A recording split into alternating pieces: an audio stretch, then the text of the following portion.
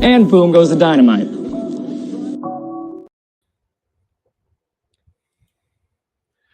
Hello and welcome to the only Monday through Friday live lacrosse talk show. This is Daily Dive, and I am your host, Michael Carvelis. On today's show, our top story will be the NLL Week 22 review as the playoffs have been set. Our Fanatics segment will be regarding the records broken this season in the NLL. And our last brew by B-Riz Coffee Company will be 3 stars of the weekend and our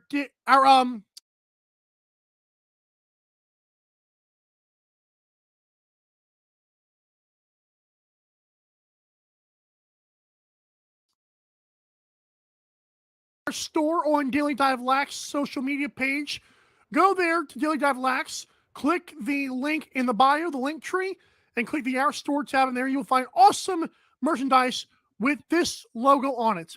I want to also mention that if I am having audio issues, I do apologize, and I can change those. If one of you guys let me know in the comments, just let me know if my audio is going in and out. I've had some problems with it today, so we'll see how that holds up. But let's get to the week 22, and I want to start off with this one. The Rochester Nighthawks fell to the Philadelphia Wings. In full disclosure, I was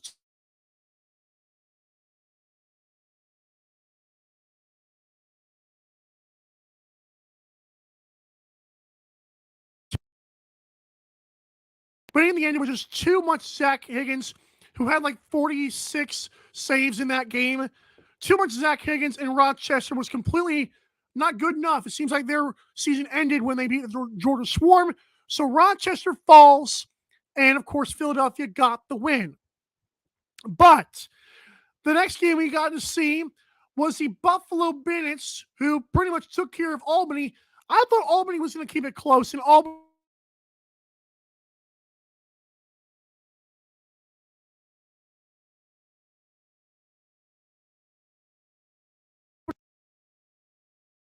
got to 96. I thought he got to 99. He got 96, and that was good enough for him, apparently. Oh, by the way, in the Rochester game, Ron Hartley got pulled after the first quarter. He was horrible. The game that everyone was watching, including myself, was the Georgia Swarm against the Halifax Thunderbirds, and I was extremely disappointed. Not only in the fact that Andrew Q did not play, but the fact that Lyle Thompson is supposedly lacrosse Jesus, and was absolutely he wasn't great. He was not good. And if anyone wants to assume here that the Halifax Thunderbirds were just I understand that Andrew Q is not playing, but Georgia actually ended up taking the lead and still crap their pants. Yeah, Brett Dobson wasn't great in the fourth quarter. We understand Chris Bushey went ballistic, but Lyle Thompson could not do a dang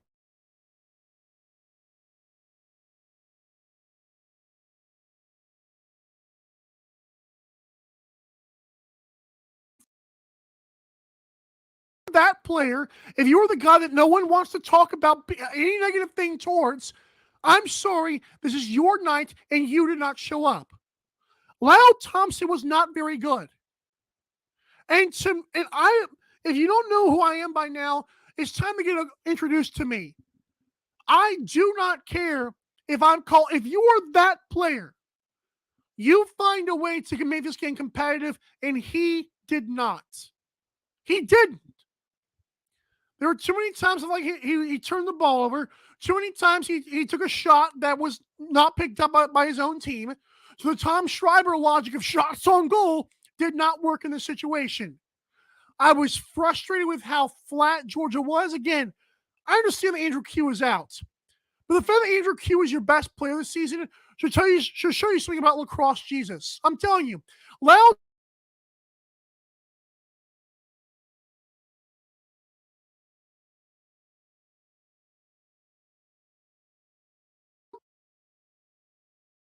showed up in games Josh Byrne could not play. Dane Smith showed up in games that Hogan Anico could not play. Connor Fields had an amazing season. His team made the playoffs. What is wrong with Lyle Thompson?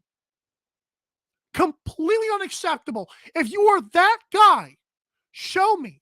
I did not see it. And I'm frustrated as a person who thought the Swarm could make the playoffs, even after their horrendous start. I should have known better. I should have known better because I'm so tired. I'm telling you, I'm sick and tired of hearing that Lyle Thompson cannot be touched. He's just the best player. Show me.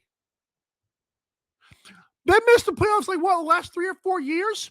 Can you imagine if LeBron James did that? Imagine if Tom Brady did that. They would be crucified. Why are we crucifying Lyle Thompson here? Why am I the only person on social media and in lacrosse media in general that just is talking about this? Are you afraid to upset him? Good.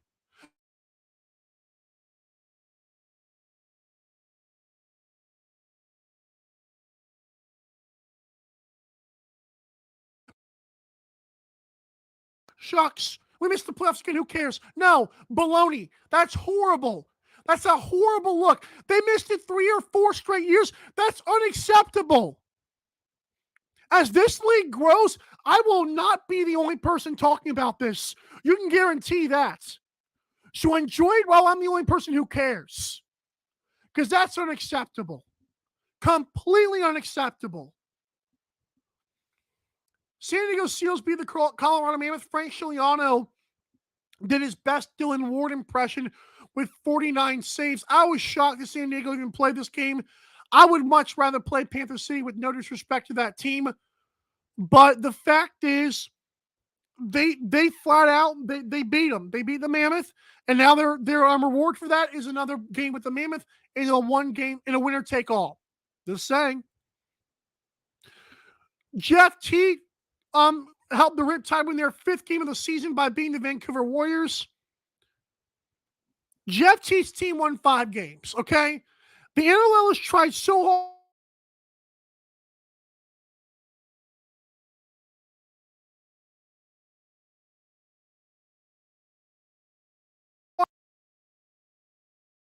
5 stinking games. That's a horrible record. I know that I thought Vancouver was going to win. I know I bragged about saying T. Well, congrats, you won your 5th game. That's great. Not really. I have the utmost respect for these players, and so I'm not gonna be happy when their teams suck it up. Their teams were horrible. Lyle and Jeff Teach should not be anywhere near an MVP or top 5 conversation, or excuse me, best player conversation if their teams suck. That is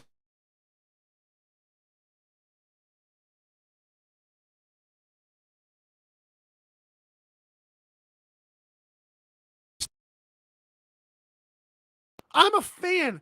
And the best part about being a fan is I can hold you to a high standard. I'm not the one playing. So don't come at me with, oh, well, he's not playing. Oh, well, I'm fat. I'm not calling them fat. I'm expecting them to be great, and they're not. You can have Jeff Teague got the points record. Who gives a crap? Your team won 5 more games than I did. That's not good enough, man. Like, to me, lacrosse can be a sport where one guy can take over. Connor Fields did not have a bunch of wonderful, great teammates this year, and his team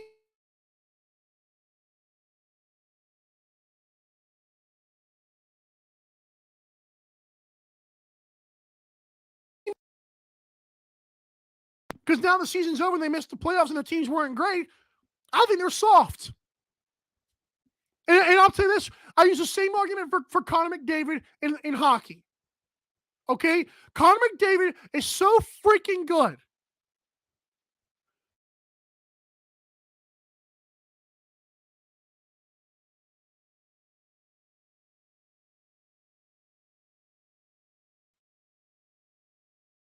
Great players is they take what I say and get better. And they don't even need me to say that to get better. But if you're constantly missing the playoffs, that is not good enough. You are not the best player. Even LeBron James could will teams. Even Russell Westbrook could will his Oklahoma City Thunder to the playoffs. Jeff Teague and Lyle Thompson can't.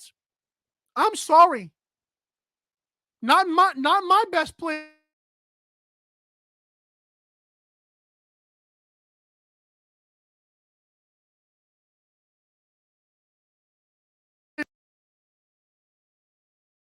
Even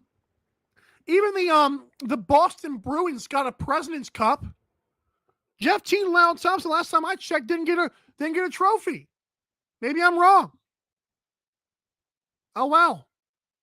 When I come back, we're talking more records broken here on Daily Dive. Don't go in.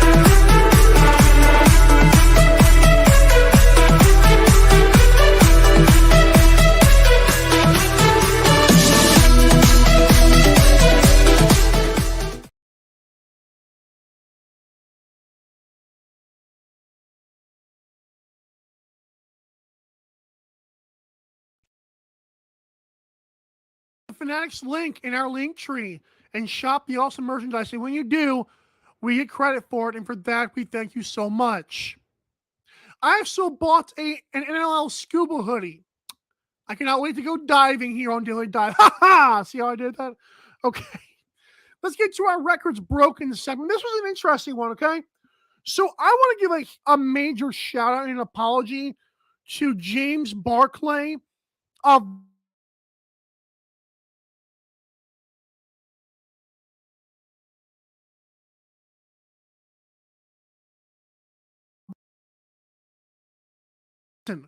I had no clue that was a thing. So shout out to him. Dane Smith broke the assist record with 96 assists, and that was amazing. And of course, we also got to see Jeff T break the points record. And I want to get back to what I was saying. That if you take offense to what I said in the last segment, I think you're I think you're soft. I'm sorry. Like, you cannot sit there and tell me that Jeff T breaking a points record and Andrew Q outscoring Lyle Thompson is acceptable when your team misses the playoffs. That's just, I don't know. Like, what do you want me to say at that point? Oh, wow, great season. See you guys next year. No, that's giving those guys a pass. When you come on here and you say, well, Jeff T's such an amazing player. Okay, and what does that do for me? When I needed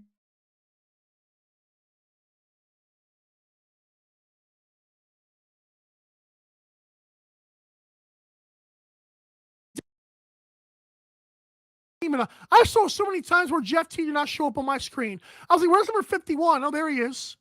I had to look on my screen to find him.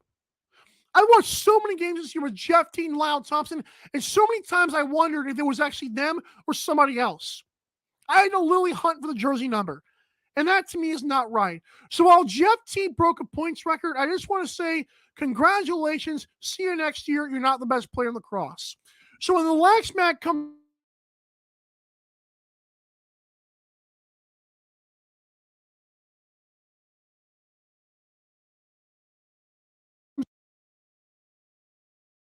does not do it for me. And again, you can get all in your feelings. You have to accept these things. You either want to be great or you want to be capped out like we have in the last 30 years in the NLL. Oh well. That's your issue. Do you want these guys to keep working Monday through Friday jobs, or do you want them to embrace these narratives? Because I'll be honest, it can be frustrating.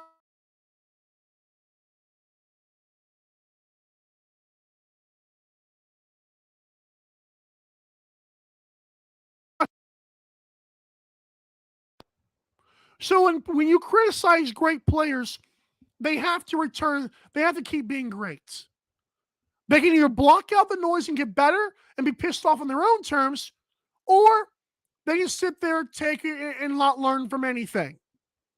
That's what makes great players great. That's why I have no issue calling out Jeff Teat and others. Again, great job for Mr. James Barclay for that block shots record. That is awesome, and I wish I would have seen that coming, but I was not aware of that. It was one of the records I did not see.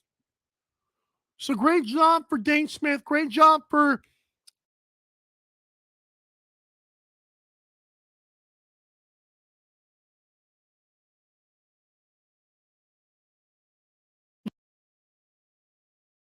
its record. So Christian Del Bianco is going to be your goalie minutes record holder. If Ryan Hartley had played 58 minutes, he would have gotten it. He didn't even last a quarter. There you go. Other shout out to Lane Rushka, who was awesome as well. When the Rush needed him most. When I come back, it's time for our 3 stars of the weekend. Don't go anywhere. We have one more segment to go, and also a huge announcement. Contest.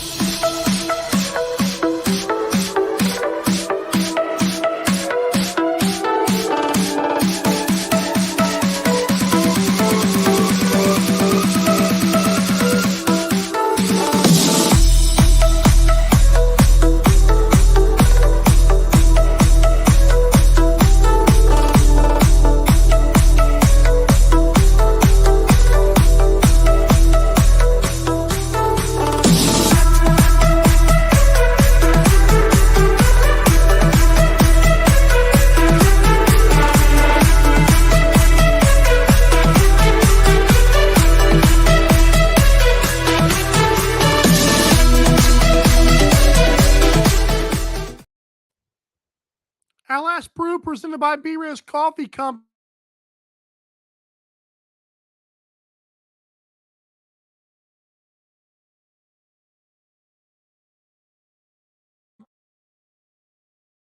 Announcement very soon.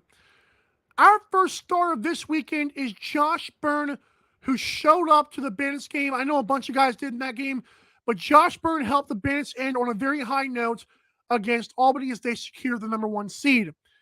Our second star of the weekend is Frank Giuliano. Wow, 49 saves?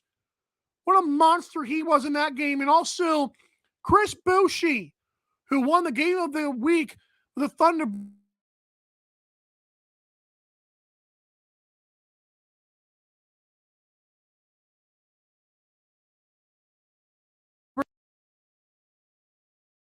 Good Lord. I feel bad for him now. Because that was our fault. Maybe those daily dive cursed now all of a sudden. I don't know. There it is, though. But how about this? Major announcements. I want you to read this. It's time. The 2022-23 Daily Dive Bracket Challenge, okay? So what's going to happen here is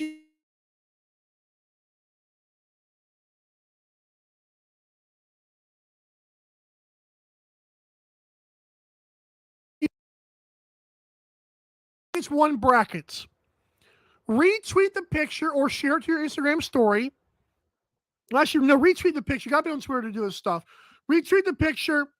Fill out your brackets by either using the photo and adding the text via your phone or whatever, or you can use the copy and paste thing that I'm going to post on Twitter. So you have to guess not only the winners of these events, you have to guess how many games they go.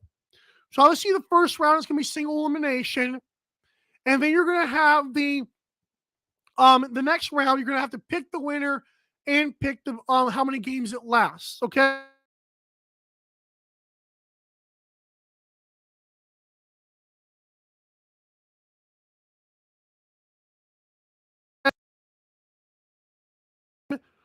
Each matchup, and then a 1 point each when you guess the correct amount of games. In the conference finals, you'll get 3 points for each team, and also 2 points for each time you get the best of 3 correct. In the NLL finals champion, you get 6 points for the NLL finals. Well, 8 points for your NLL finals champion, and 4 points for your best if you get the best of 3 number correct. So again, the best bracket will win a $50 Fanatics gift card. $50 Fanatics gift card. I'm going to go ahead and tweet that out now. Hold on. It's going now. It's tweeting. Okay. This will be our pinned tweets.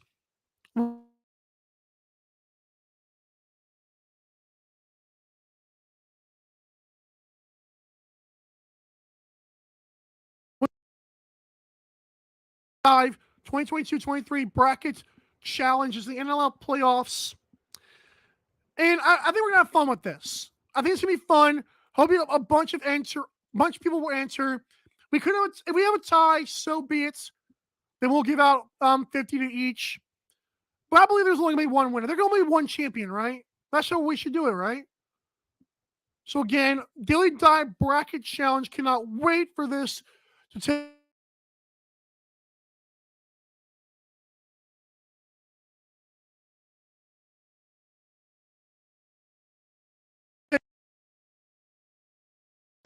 And please retweet that and of course fill it out.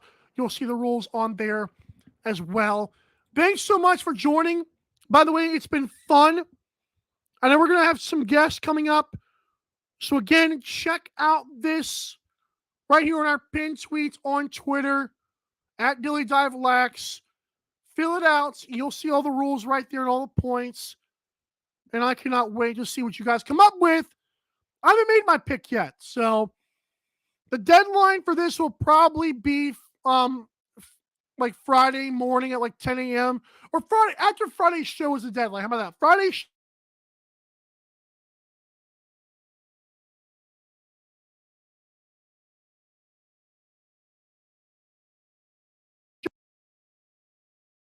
first game out. First, when the first game starts, that's when this ends. You'll know. You'll know. Thanks so much for tuning in. I hope you guys can hear me the entire show. I had some issues with my audio this morning. If not, cool. That means nothing to you. But for everyone that contributes to this show, I am Al Carvello saying have a great rest of your day. We'll see you guys tomorrow. Don't go anywhere.